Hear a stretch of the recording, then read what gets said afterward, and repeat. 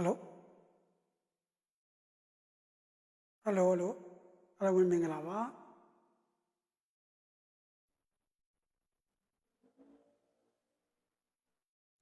Okay ဒီနေ့ကျွန်တော်မျှဝေပေးမယ့်အကြောင်းအရာလေးကတော့ဘာလဲဆိုရင်ကျွန်တော်တို့စဘာပောက်ပွဲယောဂအကြောင်းပဲဖြစ်ပါတယ်။အဲ့တော့ကျွန်တော်အတူလေးတင်ထားတဲ့လူတွေကကျွန်တော်မေးကြတယ်နော်။အဲ့အတွက်ကြောင့်မို့ကျွန်တော်အခုအသေးစိတ်အစအဆုံးကျွန်တော်ဖြစ်ပေါ်ပုံကိုကျွန်တော်မျှဝေပေးမှာဖြစ်ပါတယ်။အဲ့တော့ဒီຢာလေးက mix လို့အနေနဲ့မသိမဖြစ်သိထားမယ်အရာလေးလည်းဖြစ်ပါတယ်။အဲ့ဒီအတွက်ကြောင့်မို့ကိုယ့်အတွက်အကျိုးရှိမယ်ဆိုရင်ဒီ live လေးကိုများများလေး share ပေးဖို့တောင်းဆိုချင်ပါတယ်။ Okay ဒါဆိုရင်ကျွန်တော်တို့ဒီစဘာပုတ်ကွဲယောဂဆိုတာဘယ်ရလာလဲ။နော်အင်္ဂလိပ်လိုဆိုရင် rice versus အဲ့တော့ဒီစဘာ site မျိုးကြီးမှာကျွန်တော်တို့အဆိုးရွားဆုံးနဲ့အဖြစ်များဆုံးဖြစ်တဲ့ယောဂတစ်မျိုးဖြစ်တယ်။ဒီရှင်ကျွန်တော်မြန်မာနိုင်ငံမှာဆိုရင်လည်းနှစ်စဉ်ကျွန်တော်တို့ထွက်နှုန်းတွေကိုအများဆုံးဆုံးရှုံးစေတဲ့ယောဂလည်းဖြစ်ပါတယ်အများအဲ့ဒီကြောင့်မို့ကျွန်တော်ဒီနေ့မျှဝေပေးခြင်းဖြစ်တဲ့အထူးသဖြင့်ဒီယောဂါဟာမိုးရသည့်ဆိုထိုင်းစအဖြစ်များတဲ့အချိန်ဖြစ်ပါတယ်အဲ့လိုဆိုထိုင်းစမြင့်တဲ့အချိန်ဒီမှာဒီယောဂါကိုပါစီတတ်ပါတယ်ဒီယောဂါစီတတ်တဲ့ပိုးကတော့ခဆူဆွဲ adjust လို့ခေါ်တယ်အဲကျွန်တော်သိပ္ပံပညာရှင်တွေခေါ်ဆိုတဲ့အမည်ရဆိုရင်တော့ Macrophoris oryzol လို့ခေါ်တယ်အဲ့ဒီချုပ်အရင်တုန်းကတော့ကျွန်တော်တို့တွေ Particularia oryzol လို့အရင်တုန်းကခေါ်တယ်သူကမိုးတစ်မျိုးကြောင့်ဖြစ်တယ်အဲ့တော့ဒီအမိုးမျိုးစားကြီးကြောင့်ပဲဒီယောဂဥစ္စာတာဖြစ်တယ်အဲ့ဒီမိုးမျိုးစားကဘာလဲဆိုရင် Phyllomerus Acomericus francus လို့ခေါ်တယ်ဟိုတစ်မျိုးဖြစ်တယ်ခင်ဗျအဲ့ဒီအတွက်ကြောင့်မို့ဒီမို့ကိုကျွန်တော်တို့တွေ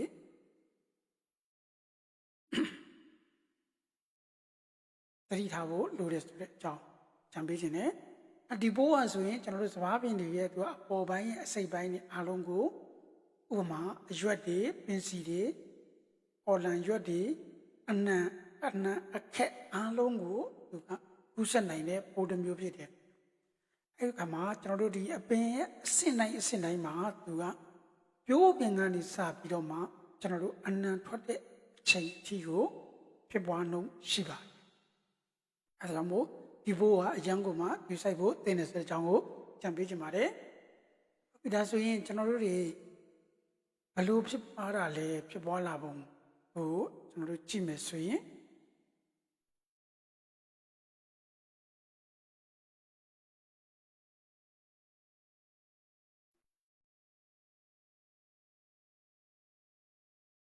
ကျွန်တော်တို့ဒီဖြစ်ပွားလာပုံကိုကျွန်တော်တို့ကြည့်မယ်ဆိုရင်သူကဒီအပင်ရဲ့သူက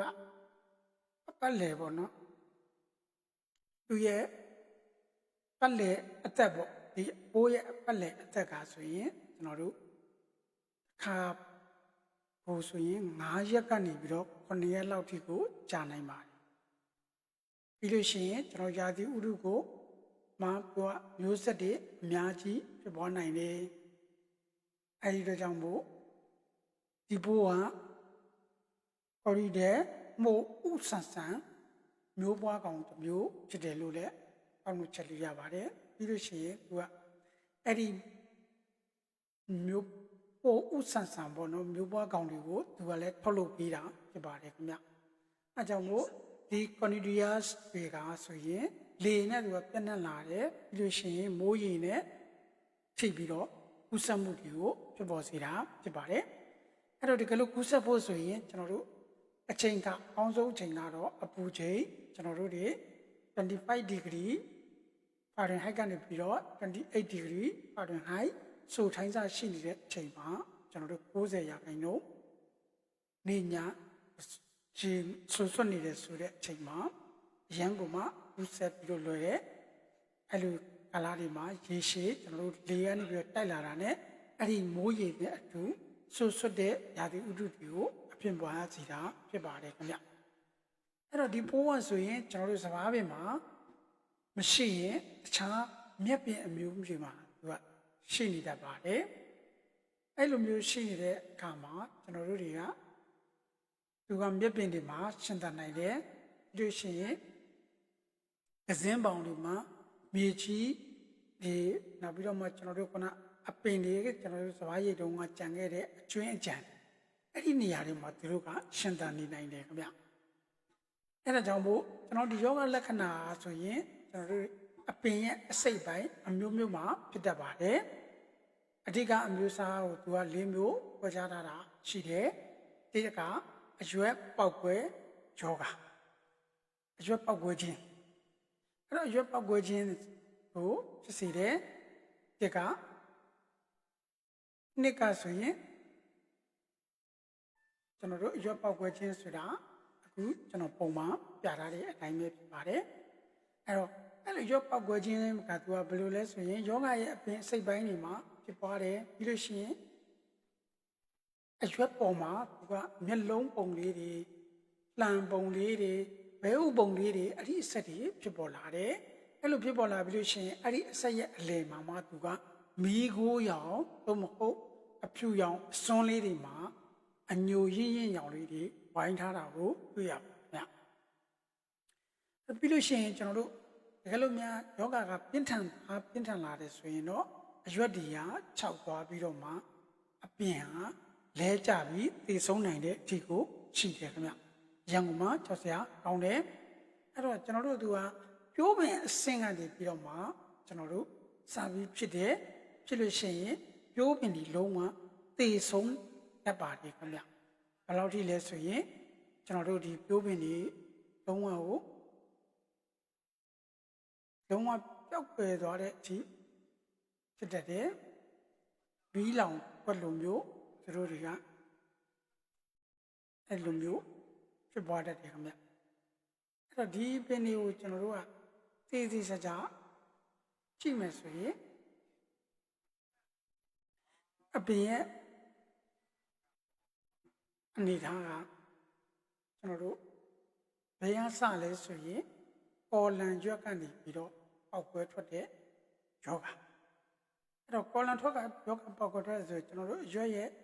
ခါပေါ့နော်ရွက်ရဲ့ခါအလယ်ပိုင်းနော်ပင်စီပေါ့နော်အဲ့ဒီနေရာတွေရပြီးတော့သူကပေါက်ကွဲထွက်တတ်တယ်အဲ့ဒီလိုမျိုးပေါက်ကွဲထွက်တာလည်းရှိတယ်အဲ့ဒါမှသူကနေပြီးတော့မှကျွန်တော်တို့ဒီပင်စီရဲ့အစ်စ်တွေမှာအညိုရောင်တဖြည်းဖြည်းနဲ့ပုတ်လာတယ်အဲ့လိုပုတ်လာပြီးတော့မှသူကထပ်ပြီးတော့မှအရွက်တွေဟာတဖြည်းဖြည်းနဲ့ကျွေပြီးတော့ကြာသွားတာဖြစ်တယ်ခင်ဗျနောက်ပြီးလို့ရှိရင်ကျွန်တော်တို့အနံပေါက်ကွဲပုံပေါ့နော်အနံပေါက်ကွဲတဲ့လေပုတ်ပုတ်တာပေါ့အလေပုတ်ပုတ်တယ်လို့ခေါ်တယ်အဲ့တော့အလေပုတ်ပုတ်တယ်ဆိုတာကဒီအနံရဲ့အခက်အောက်ပိုင်းမှာရှိတဲ့အရာတွေမှာကျွန်တော်တို့အညိုရောင်လေးတွေဖြစ်လာတယ်ခင်ဗျအဲ့လိုမျိုးအညိုရောင်လေးတွေဖြစ်လာပြီးလို့ရှိရင်ကျွန်တော်တို့အနံကိုတစ်ခါတည်းစပြီးတော့ဆက်တာဖြစ်ပါတယ်အဲ့လိုမျိုးအနံကိုတဖြည်းဖြည်းနဲ့ပြီးလို့ရှိရင်အနံတွေကဖြူပြီးတော့မှခြောက်သွားပြီးတော့မှဆန်မရှိတော့ဘဲနဲ့ကျွန်တော်တို့အဖြူရောင်ကြီးပဲဖြစ်နေတာဖြစ်ပါတယ်အဲ့ဒီလိုမျိုးဖြစ်ပွားတာမှာရန်ကုန်မှာကျွန်တော်တို့ရဲ့အထွက်နှုန်းကိုကျဆင်းစေတာဖြစ်ပါတယ်ဗျအဲကြောင့်မို့ဒီယောဂဟာရန်ကုန်မှာကြောက်ဖို့အောင်ပါတယ်အဲ့လိုဖြူသွားပြီးအဲ့ဒီစင်မှာပဲဖြစ်နိုင်တယ်ဆိုရင်ကျွန်တော်တို့ထွက်တုံးတွေလုံးဝကျဆင်းမှာဘယ်လောက်ထိကျဆင်းလဲဆိုရင်ကျွန်တော်တို့30ရာခိုင်နှုန်းကနေပြီးတော့မှ80ရာခိုင်နှုန်းထိကိုကျွန်တော်တို့ဆုံးရှုံးမှုတွေရှိနိုင်ပါတယ်ပြီးလို့ရှိရင်နောက်တစ်ခါကျွန်တော်တို့အသီးစေပေါက်ကွဲခြင်းလို့ခေါ်တယ်အသီးစေပေါက်ကွဲခြင်းဆိုတာကကျွန်တော်တို့စံစေးတွေအပေါ်မှာအညိုရောင်လေးဖြစ်လာတယ်အဲ့တော့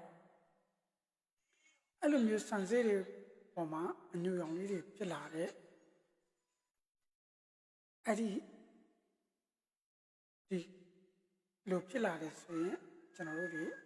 တဖြည်းဖြည်းနဲ့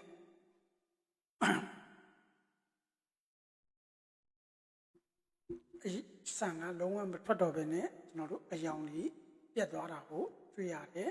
အညူရောင်ဆက်တွေဖြစ်နေတာတွေ့ရတယ်အဲဒါကြောင့်မို့ကျွန်တော်တို့ဒီကအရန်သိထားဖို့လိုတယ်အဲ့တော့ဒီဟာတွေကိုကျွန်တော်တို့ထိန်းချုပ်မယ်ဆိုရင်ဘယ်လိုထိန်းချုပ်ရမလဲယောဂကိုကျွန်တော်ထိန်းချုပ်ဖို့လမ်းတွေကတော့အခုကျွန်တော်တို့တချို့ကတော့ဆေးကိုတစ်မျိုးတည်းသုံးကြတယ်ဒါပေမဲ့ကျွန်တော်အကြံပေးချင်တာကဒီဆေးကိုတစ်မျိုးတည်းမသုံးပါနဲ့လို့အကြံပေးချင်ပါတယ်အဲ့တော့အနည်းဆုံးသုံးမယ်ဆိုရင်ကျွန်တော်တို့ခုနပြောတဲ့ IPM လို့ခေါ်တဲ့နော် Antiarthritis Plus Management ဆိုတဲ့အဲ့ဒီနည်းကိုသုံးပါလို့အကြံပေးချင်တယ်အဲ့ဒီဟာကဆေးတစ်မျိုးတည်းကိုကျွန်တော်မမိခွဲပဲနဲ့ပရမတ်ဆင့်ကျွန်တော်တို့ရင်ကျေးတဲ့နည်းပေါ့နော် Capillary Education လို့ခေါ်တဲ့ရင်ကျေးမှုနည်းကိုသုံးတယ်ကျွန်တော်တို့ခန္ဓာရှိတဲ့မျိုးစေ့တွေကိုကျွန်တော်တို့ရွေးချက်ပြီးတော့စိုက်ပျိုးမယ်အဲ့တော့ကျွန်တော်တို့အခုမြန်မာနိုင်ငံဘက်မှာဆိုရင်လည်းပဲကျွန်တော်တို့စိုက်ပျိုးရေးကျွမ်းကျင်နားလေတကယ်တက်ကျွမ်းတဲ့သူတွေရဲ့အကြံပေးတာကိုကျွန်တော်တို့လက်ခံပြီးတော့မှမျိုးစေ့ကိုလည်းကိုယ်တွေဝယ်ယူပြီးတော့စိုက်ပျိုးမယ်အဲ့ဒါဆိုရင်ကျွန်တော်တို့တွေခန္ဓာရည်ရှိတဲ့အတွက်ကြောင့်မို့ဘားတွေဟာကျွန်တော်တို့တောင်းတောင်းယောဂဖို့တက်အောင်ပါကိုမပူပါဘူးခင်ဗျအဲ့တော့နောက်တစ်ချက်ကကျွန်တော်တို့ nitrogen မီဩဇာကိုများများမသုံးပါနဲ့အဲ့ဒါအများသူအကြံပေးချင်ပါတယ်တကယ်လို့ nitrogen မီဩဇာအများပြားသုံးခဲ့တယ်ဆိုရင်ကျွန်တော်တို့အပင်တွေကအားနူးညံ့ပြီးတော့မှယောဂပို့ပြီးတော့မှဝင်ရောက်မှုကိုပို့ဆိုးစေတာဖြစ်ပါတယ်ခင်ဗျအဲ့ဒါကြောင့်မို့နိုင်ထရိုဂျင်ကိုတစ်မျိုးတည်းကိုများများဆမသုံးပါနဲ့သုံးမယ်ဆိုရင်မျှတစွာထည့်ပြီးတော့သုံးပါလို့အကြံပေးချင်ပါတယ်ပြီးလို့ရှိရင်ကျွန်တော်တို့စိုက်ပျိုးတဲ့နေရာမှာလည်းသူများကစိုက်ပျိုးတဲ့အချိန်မှာတစ်ခါတည်းတစ်ပြိုင်တည်းစိုက်ပျိုးပါ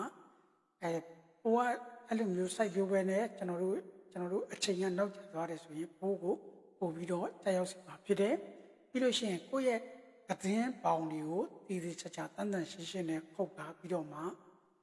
အဲ့ဒီနေရာတွေမှာကျွန်တော်တို့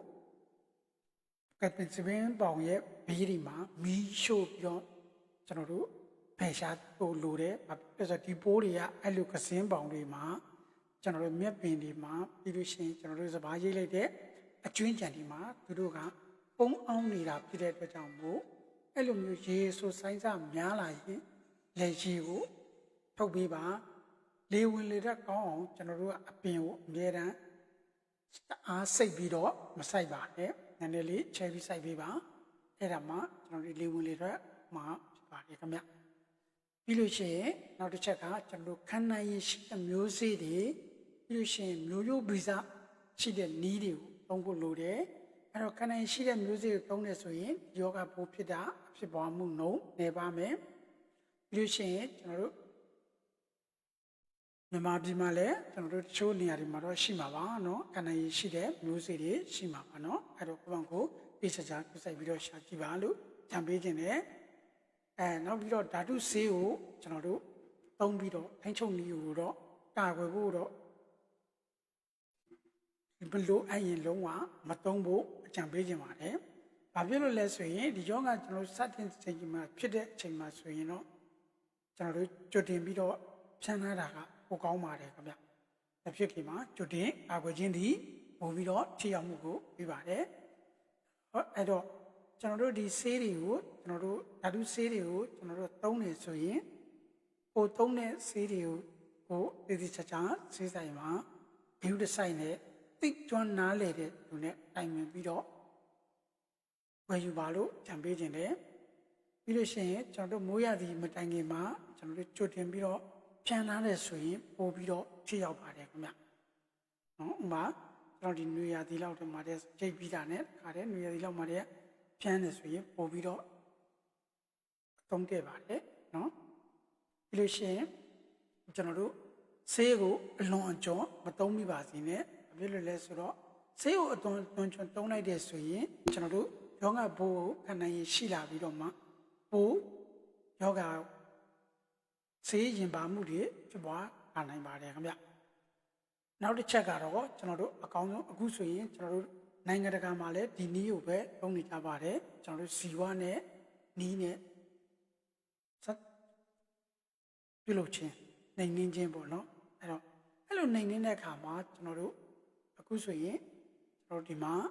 ကျွန်တော်တို့ဒီမှာထုတ်ထားတဲ့ဇီဝမိုက်ခရိုဆိုင်းလို့ခေါ်တဲ့ဇီဝနီးဆေးရှိပါတယ်အဲ့ဒါဒီတဘာဝဒီပိုးတွေကိုကျွန်တော်တို့ဒီအရှင်ကိုကျွန်တော်တို့သိပ္ပံနည်းကျနဲ့လက်ပြုပြီးတော့မှဒီထဲမှာထည့်ထားတယ်အဲ့တော့သူကကျွန်တော်တစ်ထုပ်မှဆိုရင်ပိုးအကောင်ကြီးသိန်းလောက်ပါတယ်ခင်ဗျလဲဧကသုံးမယ်ဆိုရင်လဲဧကအားဖြင့်ကျွန်တော်တို့နှစ်ထုပ်ကိုဧကသုံးလို့ရပါတယ်နော်တစ်ထုပ်ကိုနေဧကသုံးလို့ရတယ်ပြီးလို့ရှိရင်ကျွန်တော်တို့တကယ်လို့သုံးဆွဲခြင်းနဲ့ဆိုရင်တော့ကျွန်တော်ကိုဆက်သွယ်လာပြီးတော့မေးလာလို့ရပါတယ်နောက်တစ်ချက်ကတော့ကျွန်တော်တို့တဘာဝရန်သူတွေကိုကျွန်တော်တို့ကဒီပိုးတွေကိုပြန်စားတယ်ပေါ့နော်အဲ့လိုမျိုးတဘာဝရန်သူတွေကိုကျွန်တော်တို့ကမွေးမြူထားဖို့လိုပါတယ်ခင်ဗျအဲ့တော့ဒီလိုကျွန်တော်တို့မြန်မာနိုင်ငံမှာဒီလိုယောဂတွေထွက်နှုံးတွေအများဆုံးထိခိုက်စေတဲ့ယောဂဖြစ်တဲ့အတွက်ကြောင့်မို့ကျွန်တော်တို့အစောပိုင်းမှာတည်းကသတိထားပြီးတော့မှကျွန်တော်တို့ခန္ဓာရင်ရှိတဲ့စဘာမျိုးတွေကိုထိန်းချုပ်တာအကောင်းဆုံးဖြစ်ပါလိမ့်မယ်ပြီးရင်လယ်ကွင်းတွေမှာဟိုလက်ရှိဖြစ်နေတယ်ဆိုရင်ကျွန်တော်တို့ကစိုက်ပျိုးရေးတက်ကျွမ်းသိနာလဲတဲ့သူတွေနဲ့တိုင်ပင်မှာပြီးလို့ရှိရင်ကျွန်တော်တို့ဟိုတည်တည်ချာဒီဆေးကိုဂရုတစိုက်နဲ့ဖြန်းပါလို့အကြံပေးခြင်းတယ်အဲ့တော့ဒီလိုမျိုးဖြစ်ပွားတဲ့ယောဂဘိုးတွေဟာဆိုရင်ကျွန်တော်တို့တည်တည်ချာဂရုတစိုက်နဲ့လုံးမသာလေရင်ကျွန်တော်တို့နောက်ကိုဆက်ပြီးတော့ထိန်းချုပ်နိုင်မှာဖြစ်တဲ့ဘာဖြစ်လို့လဲဆိုရင်ဘိုးတွေကအရန်ကိုမှအသက်ရှည်တယ်ခင်ဗျအဲဒါကြောင့်မို့ကျွန်တော်တို့ထိန်းချုပ်တဲ့နေရာမှာသတိထားဖို့လိုတယ်အဲတော့ဟိုဆေးကိုသုံးတဲ့နေရာမှာဘယ်လိုဆေးကိုသုံးပါလဲနော်အဲတော့တက်ကျွမ်းသိရှိနားလဲတဲ့သူတွေနဲ့တိုင်ပင်ပါအဲတော့ဒီနေ့ကျွန်တော်ပြောခဲ့တာကတော့အခုလိုဖြစ်ပေါ်သူကစဘာပောက်ကွဲယောဂရဲ့အကြောင်းကိုသိစိတ်ပြောခဲ့တာဖြစ်ပါတယ်အဲတော့ဒီရဲ့အကြောင်းလေးတွေဟာကိုယ့်အတွက်အကျိုးရှိမယ်နောက်ထပ်ဒါပြီးတော့မှအသေးစိတ်ကိုဆက်ပြီးတော့သိရှိနားလည်ခြင်းနဲ့ဘယ်လိုဆေးကိုသုံးအောင်ဘယ်လိုကာကွယ်ရမလဲဘယ်လိုဆေးကိုသုံးပြီးကာကွယ်သင့်တယ်လဲဆိုတာကိုဆက်လက်ပြီးတိုင်ပင်ခြင်းနဲ့ဆိုရင်တော့ဆက်သွယ်လို့ရပါတယ်အဲတော့ကိုယ့်အတွက်ဒီအကြောင်းအရာလေးဒီကိုယ့်အတွက်အကျိုးရှိမယ်ဆိုရင်လည်းနောက်လူတွေလည်းကိုယ့်လိုပဲအကျိုးရှိအောင်များများလေး share ပေးပါလို့ပြောကြရင်းနဲ့ကျွန်တော်ရဲ့ live လေးကိုဒီမှာတင်နှိကုံးချုပ်ပါတယ်အားလုံးကိုအထူးပဲကျေးဇူးတင်ပါတယ်ခင်ဗျာ